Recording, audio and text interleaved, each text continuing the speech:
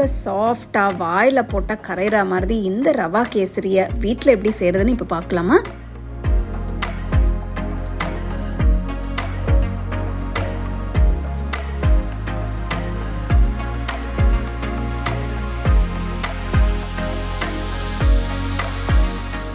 எல்லாருக்கும் வணக்கம். நான் Hema Subramanian. Welcome to home cooking Tamil. பொதுவாக வீட்டில் ஏதாவது ஒரு ஸ்பெஷல் ஒகேஷன்ஸ், பர்த்டேஸ், ஏதாவது ஒரு சின்ன செலிப்ரேஷனாக இருந்தாலும் ஃபஸ்ட்டு நம்ம செய்யக்கூடிய ஒரு ஸ்வீட், ரொம்ப ஈஸியாக செய்யக்கூடிய ஒரு ஸ்வீட்டுனா அது ரவா கேசரி தான்.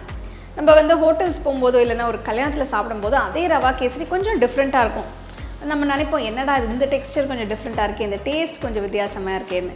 ஸோ இன்றைக்கி அந்த டிப்ஸ்லாம் கொடுத்து உங்களுக்கு இந்த மாதிரி கல்யாணத்தில் சாப்பிட்ற மாதிரி இந்த ரவா கேசரி எப்படி செய்யறதுன்னு காட்ட போகிறேன். வாங்க எப்படி செய்யறதுன்னு பார்க்கலாம்.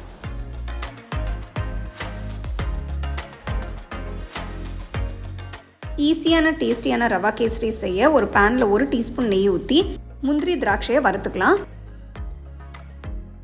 கொஞ்சம் முந்திரி பருப்பு பேனில் போட்டு நல்ல பொன்னிறமாக வருங்க.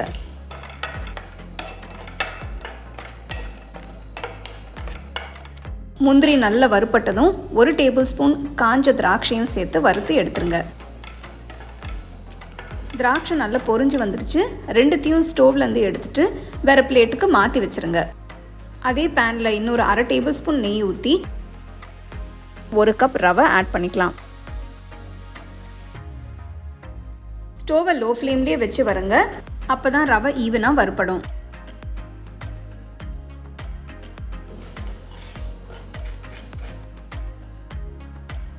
லோ ஃப்ளேம்லேயே வச்சு ஒரு 10 நிமிஷம் ரோஸ்ட் பண்ணுங்க.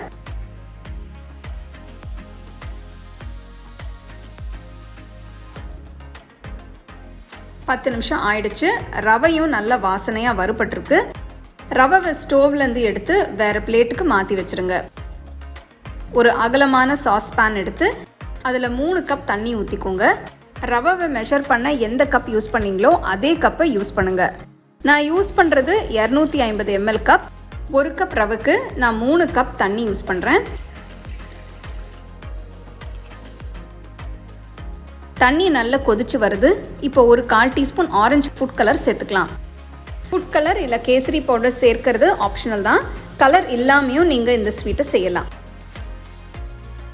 இப்போ கொதிக்கிற தண்ணியில் வறுத்து வச்சிருக்கிற ரவை சேருங்க. ஸ்டோவை லோ ஃப்ளேம்லேயே வச்சு நல்லா கிண்டி விடுங்க.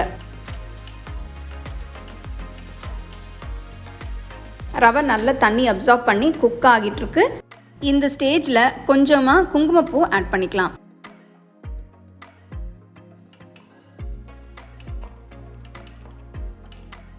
இப்போ 1 டேபிள் ஸ்பூன் நெய் சேர்த்து கிண்டுங்க.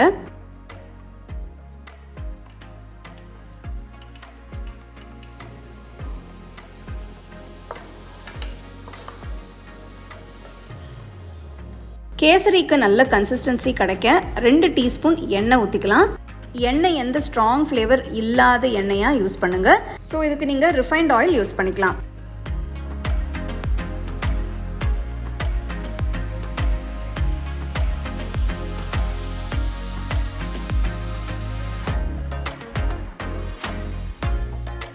இந்த ஸ்டேஜில் நம்ம சர்க்கரை சேர்த்துடலாம். 1 கப் ரவைக்கு 2 கப் சர்க்கரை சரியாக இருக்கும்.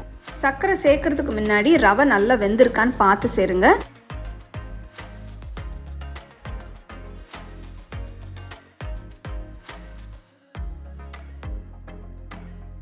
சர்க்கரை கரைஞ்சு நல்லா கொதிச்சு வருது. லம்ஸ் வராமல் நல்லா கிண்டி விட்டுட்டே இருங்க.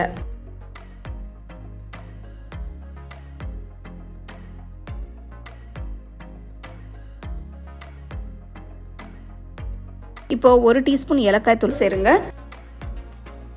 வறுத்த முந்திரியும் திராட்சையும் சேர்த்து கலந்து விடுங்க.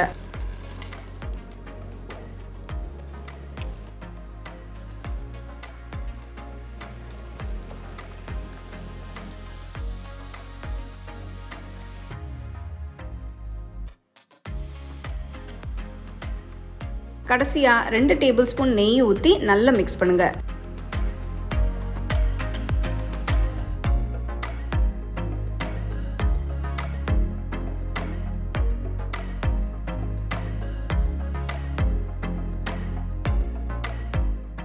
ஸ்டோவை ஆஃப் பண்ணிவிடுங்க. கேசரி பேனில் அப்படியே ஒரு 5 நிமிஷம் இருக்கட்டும்.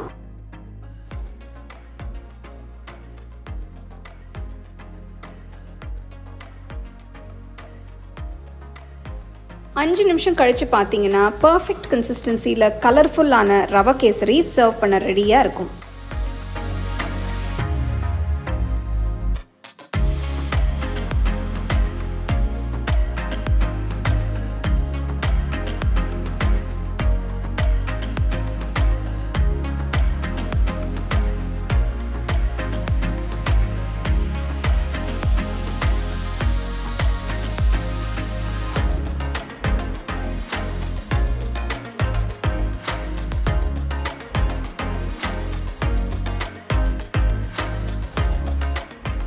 பார்த்தீங்க இல்லையா?